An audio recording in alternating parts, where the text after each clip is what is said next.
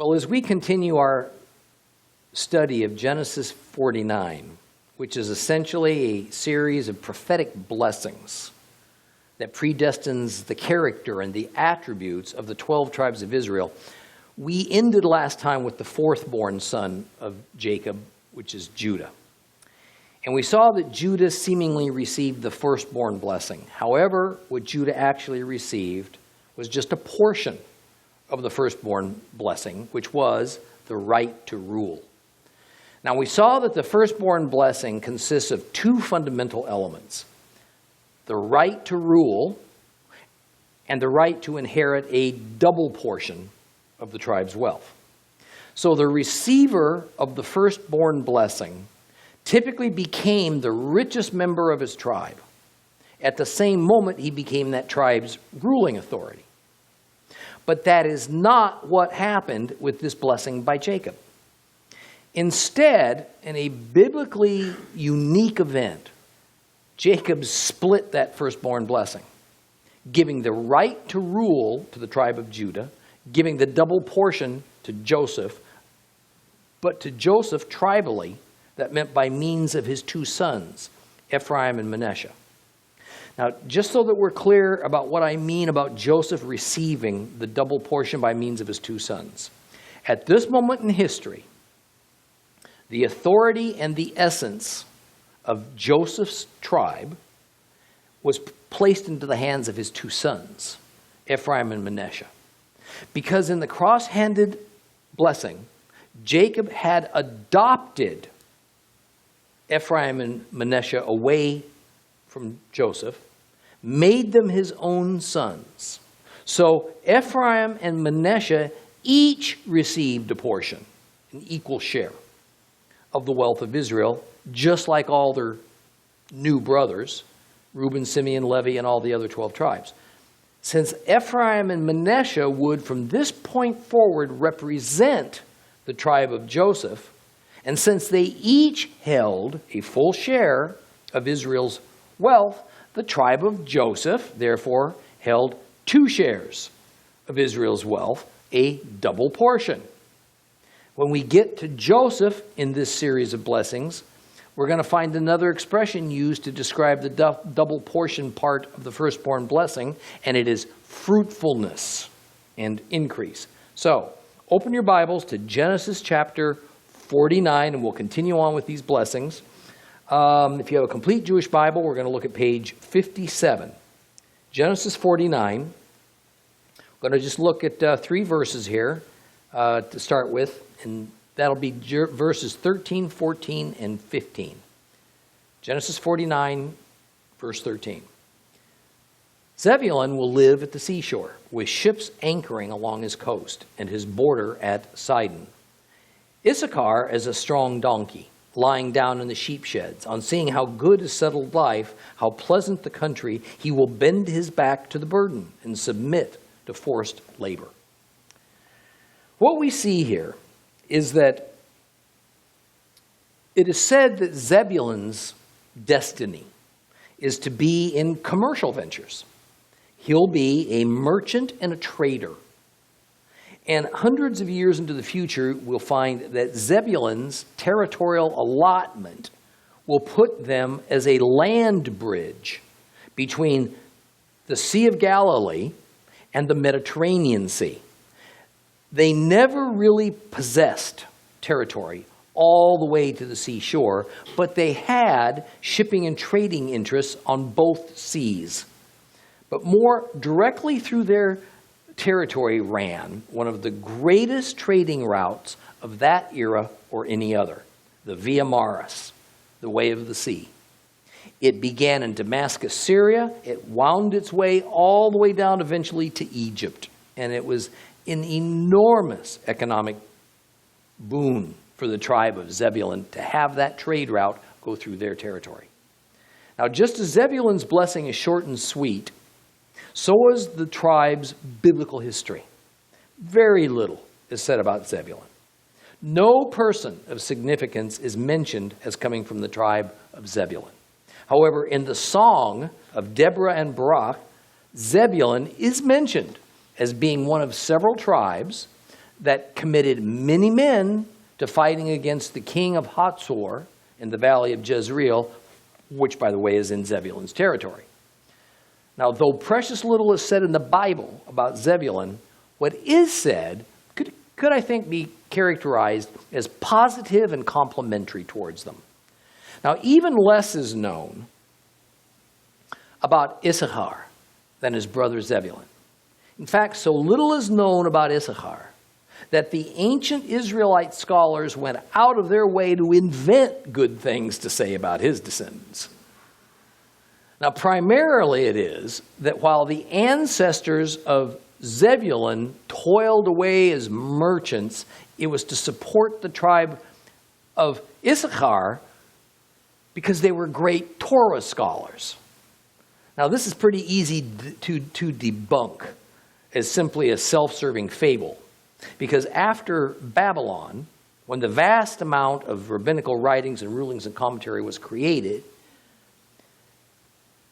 this is when the tradition was created that Torah study was now the highest calling of any Jew. Conversely, being a merchant, being absorbed with dealing with the material matters of trade and money, this was the lowest calling. So the notion that the merchant tribe would be the supporters of the tribe of learned Torah scholars was quite an ideal. And it fit in very well with the social agenda of the Jewish post-Babylon exile time, when these legends and traditions concerning Issachar and Zebulun were created. Now, this might be a good time to mention that while an enormous amount of wealth and wealth of information and exciting finds are awaiting anyone who can find the time and the stamina to study the Talmud, one should only use it for the purpose of its historical content, helping to kind of understand the societal structure of the times, what their thought processes and agendas were, how they evolved, even how certain ceremonies occurred, what they represented, how they were performed. Sometimes the Talmud can help us put certain things from the Bible in proper chronological order. But what is there is not inspired of God. It is in no way on par with the Holy Scriptures.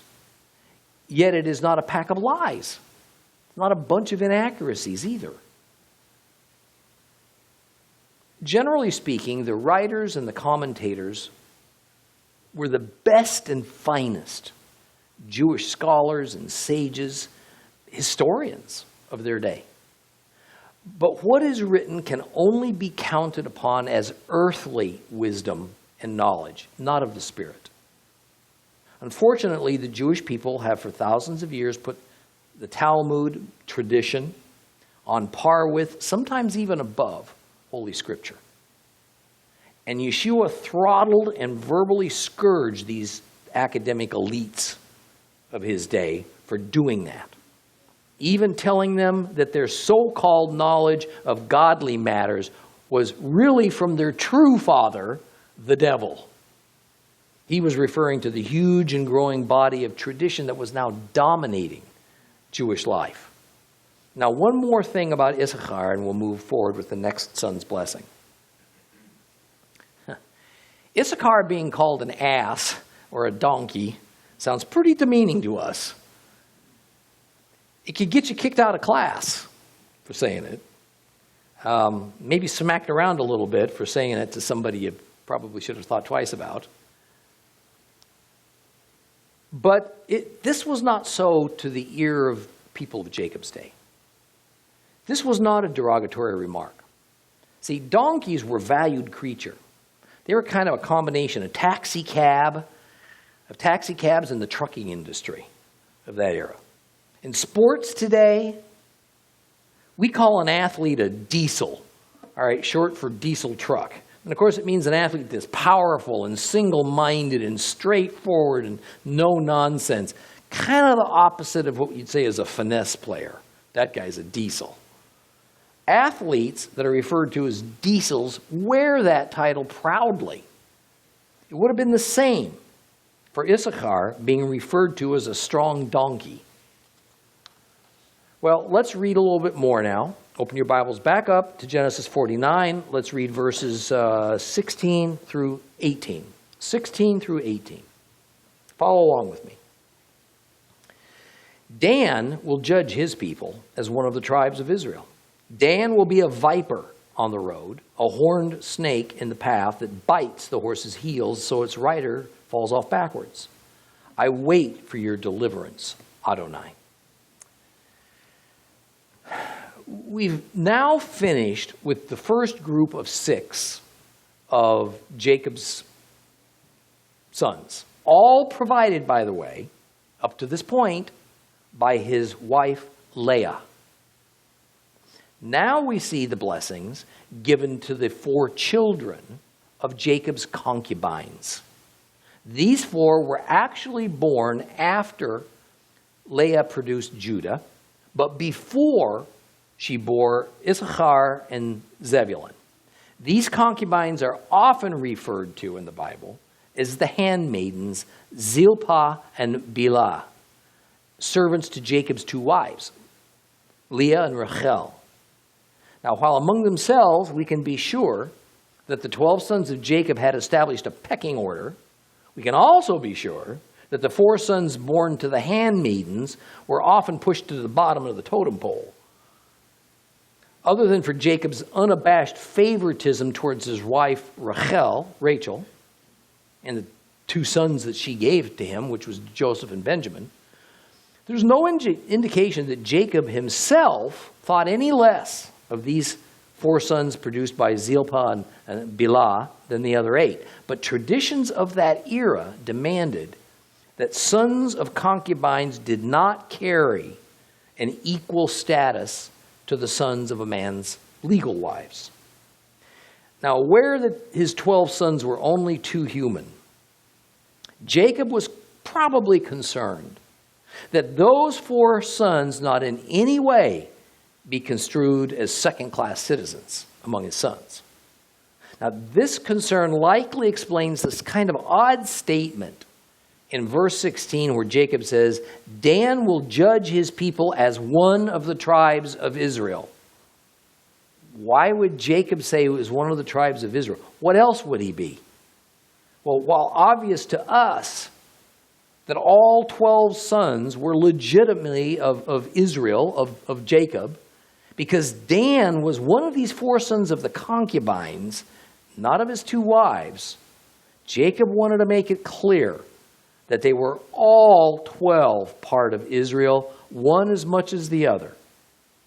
Well, Dan's name means judged, although Bilhah, Rachel's handmaiden, was Dan's biological mother. Rachel was her master, and she had the right to name that child.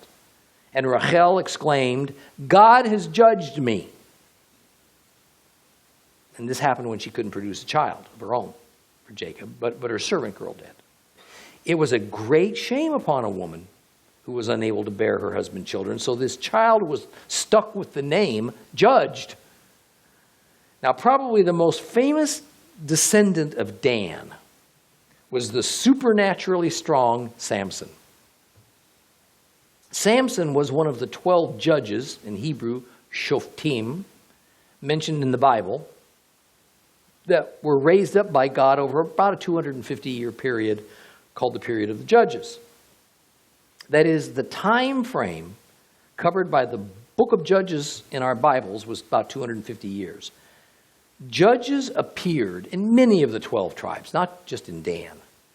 Now, Dan was given the unenviable territorial allotment that had them sharing a border with the fierce and seemingly unconquerable Philistines. Just a quick note about this, by the way.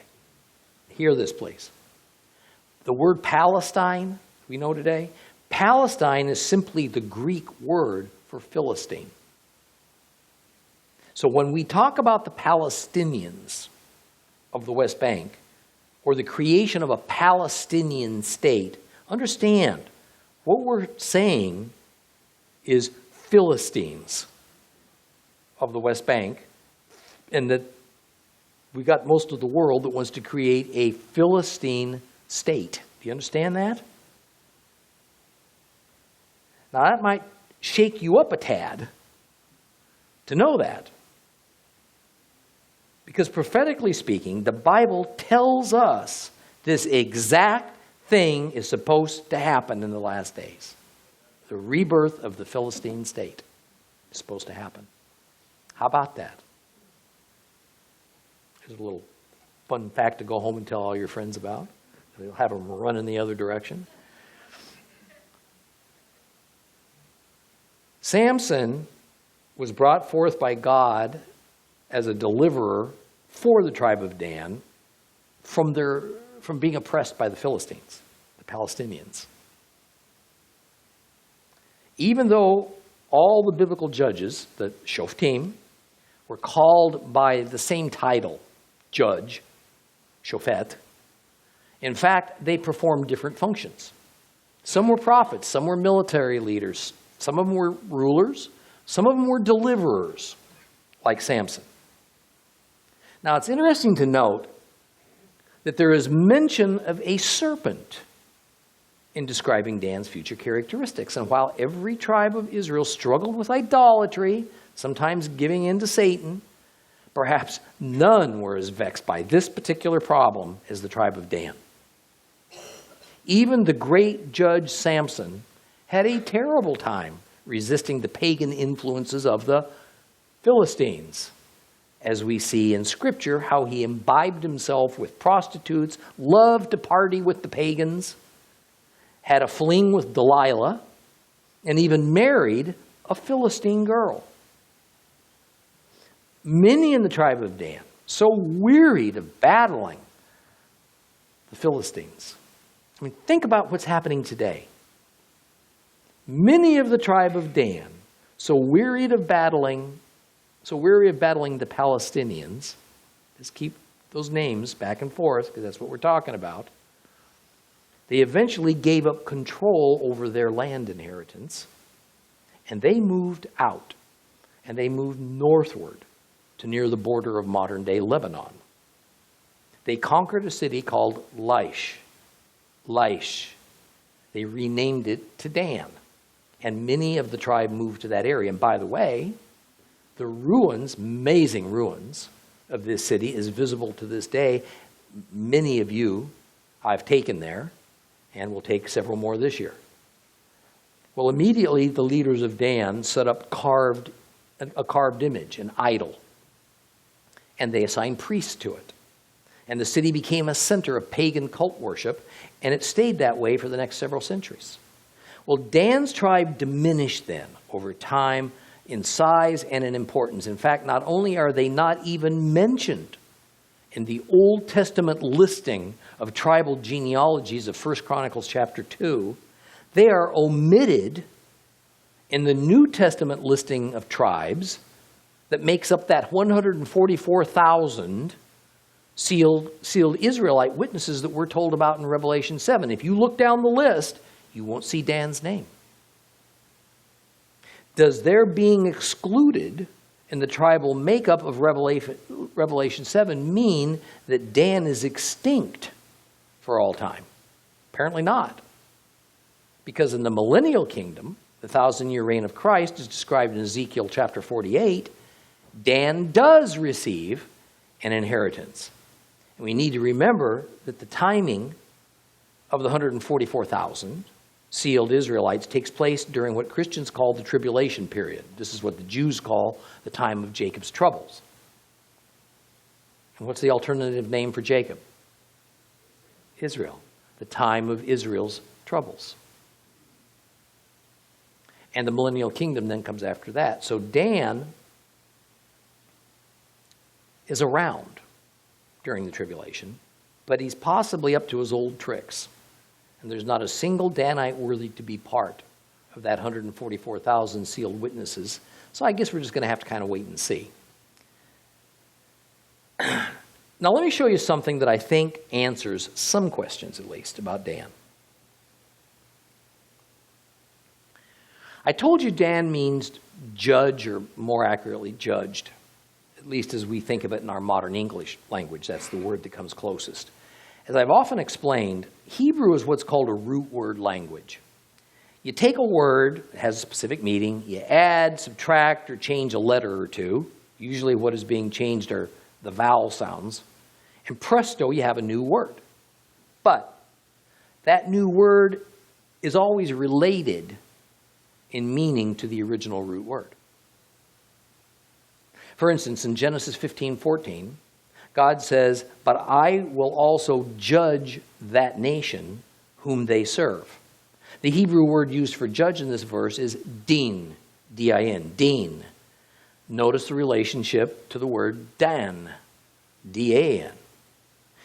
In between the letters dalet and nun, the D and the N, only the vowel sound is changed. So the two words, by the way Hebrew works, are related. The point is that din and dan both carry the same idea of judging or judgment. That is, a retaliation, a punishment, a penalty. This as opposed to another entirely different use in the English language of the word judge, as we often find in the books of the Bible called Judges, shoftim. Shofet, shoftim, shofet, means a person who's a magistrate. It's usually a person who makes legal rulings, is a leader, a decision maker. A good analogy is our modern American legal system, where we have a judge presiding over a court of law. So here we have two words, dan and shofet, that both wind up being translated into the English word judge, but they have two completely unrelated meanings in Hebrew. Point being that the name Dan does not indicate a person who presides over a court. This is not a person who makes legal rulings. This is not a person who leads. Dan indicates someone receiving a divine judgment against them. And of course, that was the sense of the word that Rachel used to name this child, Dan, born by her handmaiden, Bilhah, because Rachel felt that the reason her own womb had dried up was because why? God had judged her, judged against her, was punishing her. So, as was tradition, she named her child after some event, some circumstance that surrounded that particular child's birth, and she came up with Dan, judged.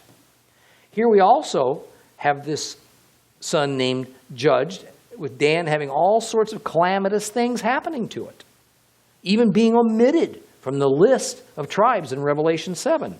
And so Dan's destiny was completely reflected in his name. Now, verse 18 of chapter 49 has Jacob suddenly saying, "Oh, I wait for your deliverance, Adonai," or Lord. What it really says there is, "I wait for your salvation, Yehovah," or Yahweh, depending on how you want to pronounce it. It actually says, "I wait for your salvation," and then it has the Hebrew tetragrammaton, Yud-He-Vav-He, the Hebrew letters there. Now, it's unknown whether this statement was meant to be attached to the blessing of Dan, or that Jacob, in a moment of ecstasy, knowing that his time was just literally moments away, shouted this out to the Lord almost in a final moment of praise. Now, some think that the mention in the previous couple of verses concerning the serpent that bites the heel is a reminder of the scene back in Genesis 3:15 about how the woman will produce a seed that will crush the head of the serpent, Satan, and the serpent will bruise the heel of the seed. All of this an obvious messianic reference. If that's the case, then Jacob shouting out, "I wait for my Savior," is all the more meaningful. But it really isn't clear enough for me to say for sure that that's what's happening here. I don't want to allegorize it and twist it around to make it appear stronger than it is. So I guess that's just another thing we're going to have to wonder about. Anyway, let's move on now to Genesis 49:19. Genesis 49:19. Very brief. Gad, a troop will troop on him, but he will troop on their heel. Everybody got that? The tribe of Gad, another of the children of Jacob's 2 concubines, was up. And his blessing is very short, about a dozen words or so in length. Basically, it says Gad is going to become constantly oppressed and under attack. But in the end, Gad will overcome it. If we look at the territory that Gad was eventually given, we see that Gad will be one of the tribes that, like Reuben, decided not to enter into the promised land. Instead, Gad's descendants settled to the east side of the Jordan River. His borders were exposed to several longtime enemies, including the Moabites and the Ammonites, who were descendants of Lot. And much like Dan, the tribe of Gad found themselves constantly at war. On the other hand, this constant warfare led to Gad becoming regarded as the fiercest of warriors, very capable fighters. Now, interestingly, Gad is not credited in the Bible with any particular outstanding person belonging to that tribe. Now, Elijah, the prophet Elijah, by tradition is said to be a Gadite, but that is strictly legend. It's never been verified. The most famous person was probably Yair, who was a shofet, a judge, over Gad for a time. In the Old Testament, we will occasionally, by the way, run into the geographical name of Gilead, the land of Gilead. Gilead and Gad and the land of Gad are generally all used interchangeably to describe where the tribe of Gad settled, and that was on the east side of the Jordan River. Now let's go to Genesis 49:20 and another blessing.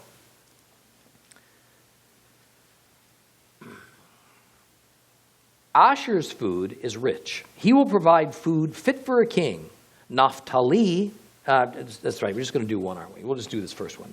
Once again. Asher's food is rich. He will provide food fit for a king. We'll get to Naphtali in a minute. Asher is the third of Jacob's concubines' 4 sons.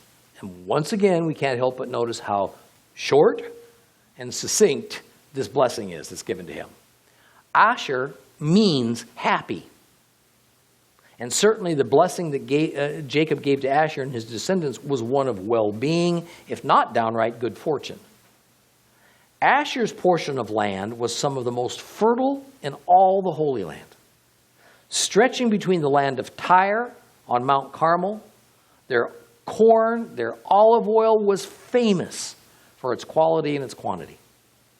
Apparently, Asher shunned, somehow they got out of military conflicts. They chose a very peaceful life and society of agriculture.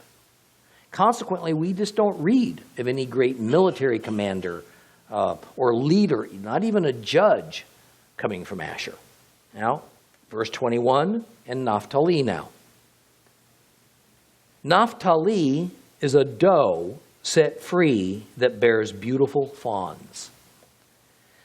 Now, Naphtali is the last of the 4 sons of Jacob's wives' handmaidens.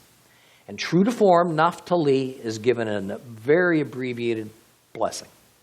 Naphtali is told his descendants will be as a hind, H-I-N-D, a hind set loose. A hind is a female deer, a doe. And we find many passages throughout the Bible that make references to a hind, always, by the way, in a very favorable light. Now, we're told in this single verse that Naphtali is destined to be of graceful beauty, swift, quick to react. And when we look at Naphtali in times after they've entered into the promised land and settled, we find the most prominent mention of that tribe in Judges chapter 5, in the song of Deborah and Barak, where Barak and his tribe of Naphtali are singled out for the special acts of bravery in a significant military conflict between the Israelites and some other Canaanite tribes. For me, though, most significant is an unprecedented honor that the tribe of Naphtali received, because it was in Naphtali's territory, now part of the Galilee, that Yeshua recruited the most of his disciples and then began his ministry.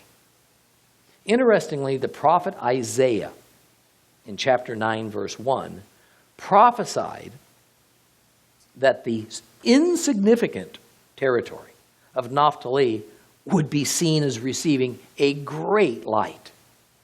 And of course, Isaiah 9 is one of the great prophecies concerning the coming of the Messiah. So Naphtali was greatly blessed, even if not one other thing of importance could even be said about this tribe. Well, 10 down, 10 tribes down, we got 2 to go. Up next is Joseph. Let's get back to our Bibles. We're going to read Genesis 49, verses 22 through 26. Now, Joseph is a fruitful plant by a spring, with branches climbing over the wall. The archers attack him fiercely, shooting at him, pressing him hard, but his bow remains taut, and his arms made nimble by the hands of the mighty one of Jacob. And from there, from the shepherd, the stone of Israel, by the God of your father who will help you, by El Shaddai who will bless you with blessings from heaven above, blessings from the deep lying below, blessings from the breasts and the womb. The blessings of your father are more powerful than the blessings of my parents, extending to the farthest of the everlasting hills. They will be on the head of Joseph, on the brow of the prince among his brothers. One can only imagine, I believe, Jacob's anticipation of getting around to the official blessing of his most favored son. One can probably also imagine Joseph's 11 brothers bracing themselves because they knew what was coming. Praise heaped upon praise, blessing heaped upon blessing. The double portion going to Joseph seemed to them to be the double of theirs at the least. But let us remember a very important factor in this blessing of Joseph. While it would be in the name of Joseph, it would come about under the tribal authority of Ephraim and to a lesser degree, Manasseh. For all practical purposes, once Joseph's 2 sons reached maturity, married, had children of their own, there would be no more tribal name of Joseph, just Ephraim and Manasseh, his sons. Joseph would just be a memory. As we can recall from Genesis 48, it was Ephraim to whom all the rights and honors of Joseph would accumulate, because Jacob also gave Ephraim the firstborn blessing, even though Manasseh would also prosper in his own right. Now let me say that again. Remember when Jacob gave Joseph that firstborn blessing, he did it in the form of naming Ephraim and Manasseh to supersede Joseph, their father. And further, he pronounced that Ephraim, who was the younger, was to be considered the firstborn. Joseph did not get the honor that a father typically gives, did not get the honor, it says again, Joseph, not Jacob, Joseph did not get the honor that a father typically gets to pronounce the firstborn blessing upon his own children. Because at the moment of that cross-handed blessing, Jacob became the adoptive father of Joseph's 2 boys. Joseph was their biological father, but that's where it ended. Jacob was now the official father of those 2 boys, who were his grandsons. They became his children. Perhaps the overriding theme of this blessing upon Joseph, which is to be carried forward primarily under the banner of Ephraim, is fruitfulness. Fruitfulness. This fruitfulness is not only told of Joseph's personal life, it also tells of his descendants' prophetic destiny. Yet this fruitfulness is going to came and is going to come at a very high cost. Joseph endured an awful lot in his life. A lot. His fruitfulness was not a result of his cleverness or of just good fortune or having things just kind of handed to him. His fruitfulness was the result of his faithfulness. And his faithfulness was a result of his absolute, unswavering trust in God.